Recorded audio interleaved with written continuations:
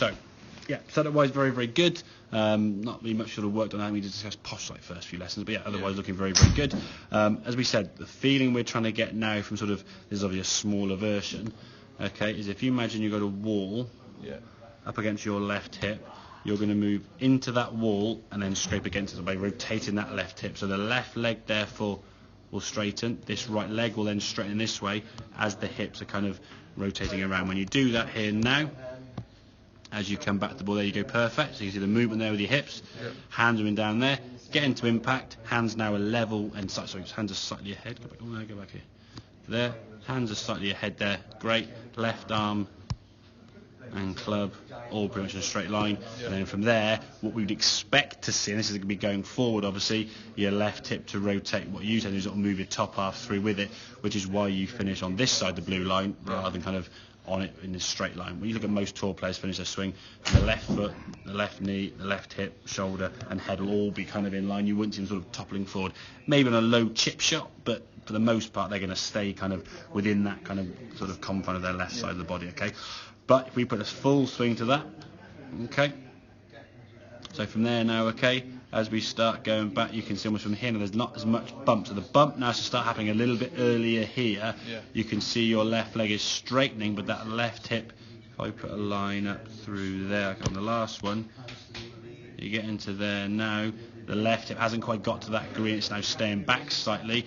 So as you hit the golf ball here now, there's your hands, and there's your left, and there's your left arm. So there's a little bit of a kind of an angle this way between left arm and club, okay, which therefore increases the launch angle. Once that launch angle gets to 25 plus, you're losing yardage. If you get to 24s or 24.3, that last one's a bit missing to be fair. 24s, 23. In an ideal world, you'd be looking for around the 20s. Tour average with an 8 iron, I think, is about 1920. I'll double check my thing. It was about 1920, I think. And then so you can see obviously your left leg now almost going backwards. Yeah, your left knee sort of as you're doing that there now.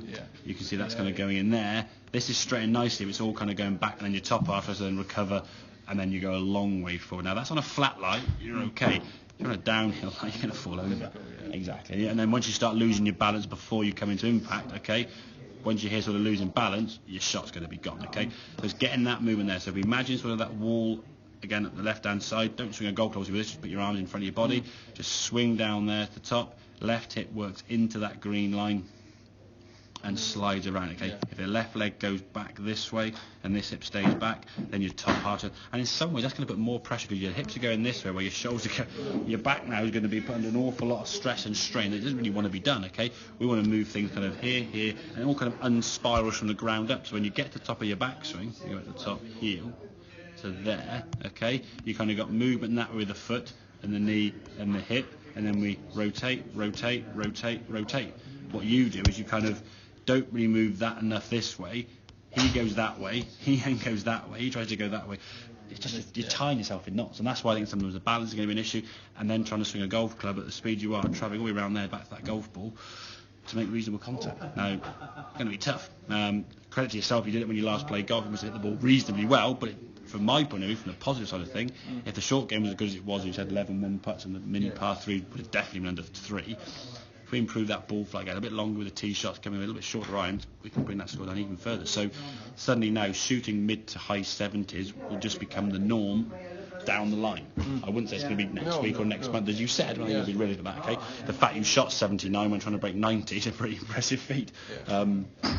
Like me trying to break par in 59, but hopefully by seeing what you now got potential at the swing you have now, if we can just tweak that a little bit, get yourself into more of this impact position, the more what you can do on trying to replicate that impact, having now has a nice straight line, the better your ball strike is going to be, and the better your ball flight is going to be. Because on this one here now, where you're leaning backside with the lower half and the top half's going a long way to the right or left in your case, your contact's going to be all over the place. You might hit a few thin, a few fats, a few pulls, a few highs, a few left to right.